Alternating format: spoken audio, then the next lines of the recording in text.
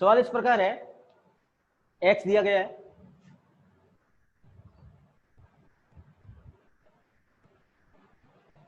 x दिया गया है 800, 820,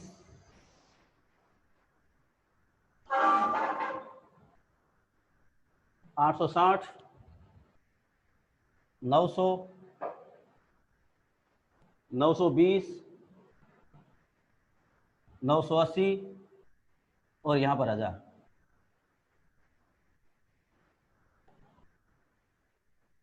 ठीक है, इस प्रकार ये x दिया गया है। f दिया गया है 7, 14, 19, 25, 25, 19, 25, 20, 10 और 5, 20, 10 और 5 ये दिया गया है। ये सवाल लिखा होगा कल्पित माध्य द्वारा समांतर माध्य ज्ञात करें। किस विधि द्वारा? कल्पित माध्य द्वारा। तो कल्पित माध्य द्वारा समांतर माध्य ज्ञात करने के लिए हमको क्या है कि सर्वप्रथम अशोक कुमार मानना पड़ेगा, यानी ए मानना पड़ेगा, किसी न किसी को ए मानना पड़ेगा। किसमें मानना पड़ेगा? एक्स में। यानी समांतर माध्य में हमारा ये लगभग किसी को भी मान सकते हो ये, तो हमारा समांतर माध्य किसी को भी ए मानना पड़ेगा, कल्पित माध्य मानना पड़ेगा। जैसे मैं इसको 900 को मान देता हूं, ये लगभग बीच वाले को मान लेता हूं, ये मैंने मान लिया कि ये कल्पित माध्य है, बीच वाला ये ए। तो पहला काम है किसी भी संख्या को ए मान सकते हो, ये यानी अशोक मानना पड़ेगा। किसमें मानना पड़ेगा? एक्स में ए को अशोक मानना पड़ेगा, ए मानना पड़ेगा। ठीक है, तो सर्वप्रथम हमको ए मानना पड़ेगा। ए मानने के बाद में अपन को निकालना पड़ेगा डिफरेंस। ए माना तो निकालना पड़ेगा डिफरेंस, डिफरेंस को कहते हैं डी। तो यानी हमें को यहां पे डी निकालना पड़ेगा। डी बराबर होता है एक्स माइनस ए, ये डिफरेंस। जिसको भी हमने ए माना, ए मानने के बाद में हमको डिफरेंस निकालना पड़ेगा। डिफरेंस बराबर एक्स माइनस ए। तो पहला काम क्या किया? ए माना, किसी न किसी को ए माना। उसके बाद में हमने डिफरेंस निकाला, डिफरेंस को कहते हैं एक्स माइनस ए। डिफरेंस निकालने के बाद में बस वो पुरानी विधि सेम। क्यों? क्योंकि हमारा जो सूत्र इस प्रकार है, एक्स बार बराबर ए प्लस सिग्मा एफ डी बट्टा सिग्मा एफ। ये हमारा सूत्र है कल्पित माध्य द्वारा समांतर माध्य ज्ञात करने का। ये सूत्र है, सूत्र चेंज हो गया। यानी जो कल्पित माध्य ए है, ये ए की जगह वैल्यू प्लस सिग्मा किसकी? एफ और डी के गुणा की जोड़, एफ और डी के गुणा की जोड़, उसकी जोड़ में एफ की जोड़ का भाग। लेकिन हमारे पास में प्रॉब्लम है कि हमने डिफरेंस तो निकाल दिया डी, डी बराबर एक्स माइनस ए। डी बराबर एक्स माइनस, यानी ये एक्स है पूरा का पूरा, इस पूरे में से ए घटाना 900, 900 को हर एक में से घटाना है। इस में से 900 हर एक में से घटाना। उसके बाद में देखिए यहां है एफ डी, एफ डी यानी एफ और डी का गुणा करेंगे, फिर उसकी जोड़ करेंगे, उसकी जोड़ में एफ की जोड़ का भाग, और यहां वैल्यू पुट कर देंगे सूत्र में, तो हमारा उत्तर निकल जाएगा। तो हमारे पास में यहां प्रॉब्लम है कि डी बराबर है एक्स माइनस ए। तो देखो इसको एक्स को पहले है जैसा जैसे आप लिख दो, थोड़ी मैं मिटा देता हूं इसको, एक्स को है जैसा लिखो। यहां देखिए एक्स हमारा ये है,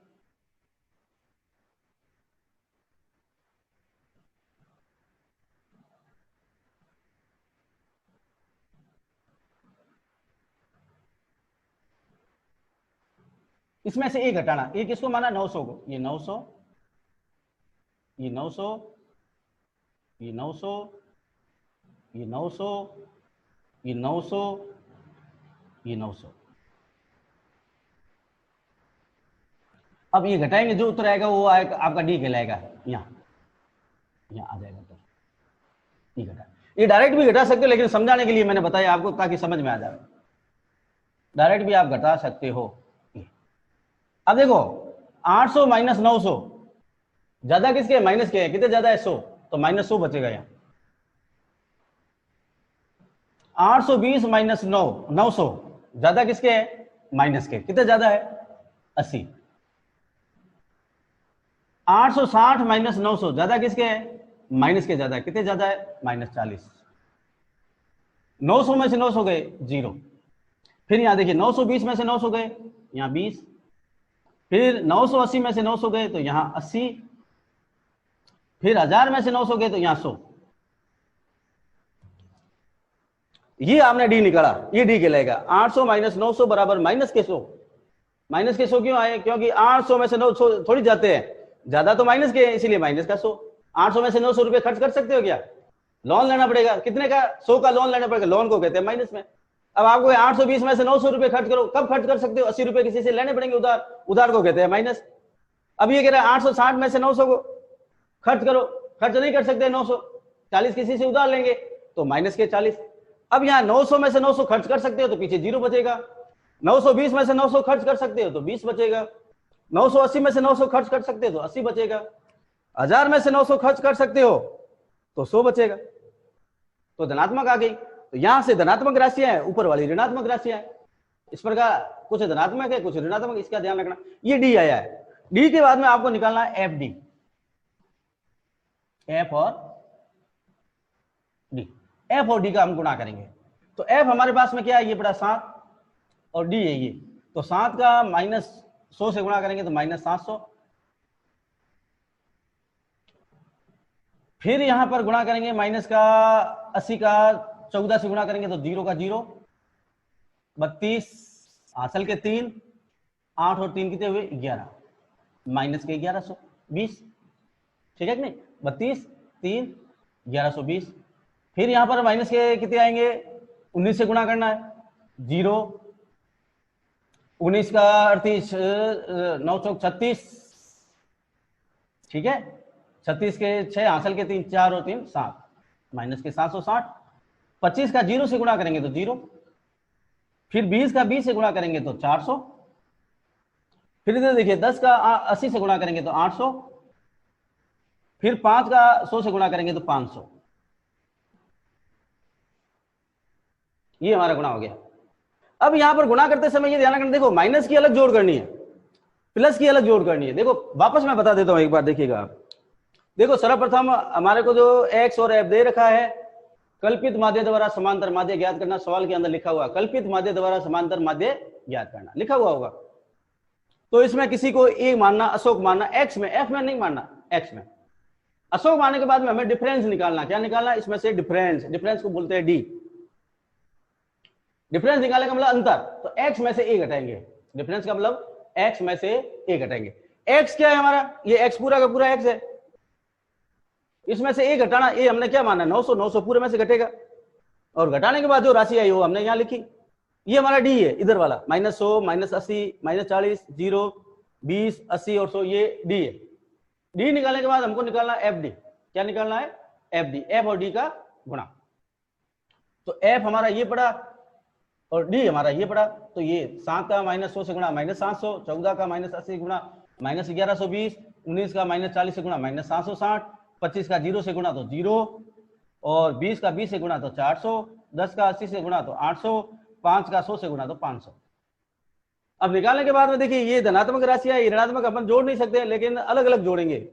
ऋणात्मक को अलग जोड़ते हैं और धनात्मक को अलग जोड़ते हैं। मैं यहाँ जोड़ता हूं, देखिए माइनस के 700 है, और माइनस के कितने हैं हमारे पास में? 1100 है। उसके बाद में 1120 है। फिर माइनस के कितने हैं? 760 है, नीचे 0 है। ये जोड़ेंगे 0, 8, 14 और 15, और हासिल के ये माइनस के 2580 हुए। फिर धनात्मक जोड़ते हैं 12 और ये 17, 400 और 800 1200, 1200 और 500 1700। ये धनात्मक है 1700। ज्यादा कौन है? धनात्मक ज्यादा है ऋणात्मक? ऋणात्मक ज्यादा है। कितने ज्यादा है देखिए, घटा के देख लें। 0 में से 0 गया 0, 8, 15 में से 8 गए 7, यानी कि माइनस के 780 ज्यादा है। देखिए ये माइनस के थे, ये प्लस के ज्यादा है, उसका निशान आएगा। हमेशा हम जानते हैं दोनों में से अगर हम जोड़ते हैं, बाकी करते हैं, जिसका निशान ज्यादा होता है उसका निशान आता है। तो अब यहां पर देखिएगा जो ज्यादा किसका है उसका निशान हमारे पास में आएगा। ठीक है कि नहीं? देखिए वापस देखिए 0, 8 के 8, 15 में से 7 गए, 15 में से 7 गए 8, सॉरी यहाँ 880। तो यहां आ जाएगी माइनस के 880। तो यहां आ जाएगा सिग्मा एफ डी बराबर -880। उसके बाद में हमको निकालना है सिग्मा एफ। तो सिग्मा एफ यहां से निकलेगा सेम, ये सिग्मा एफ यहां से निकलेगा। एफ की जोड़ करेंगे, तो एफ की जोड़ करेंगे तो इस प्रकार जोड़ करेंगे 7 10 11 11 9 20 20 और 5 25 25 और 5 30, असल के 3 3 और 1 4 4 और 1 5 5 और 2 7 7 और 9 9 और 1 10, ये 100 हो जाएंगे। यानी एफ की जोड़ हो जाएगी 100 और सिग्मा एफ डी हो जाएगी -880। अब इस सूत्र के अंदर अपन वैल्यू रख सकते हैं, हमारे पास सब सामग्री आ गई है। सूत्र में वैल्यू रखने के लिए हमारे पास सब सामग्री है, नहीं तो जब तक पूरी सामग्री नहीं आती है तो हम सूत्र में वैल्यू पुट नहीं कर सकते। अब आसानी से अपन पुट कर सकते हैं वैल्यू, तो वैल्यू पुट करेंगे। देखिए एक्स बार बराबर ए हमारे पास में पड़ा, ए कितना माना 900, यहां प्लस का निशान सूत्र में सिग्मा एफ डी -880, तो यहां -880 बटे में सिग्मा एफ बटा 100,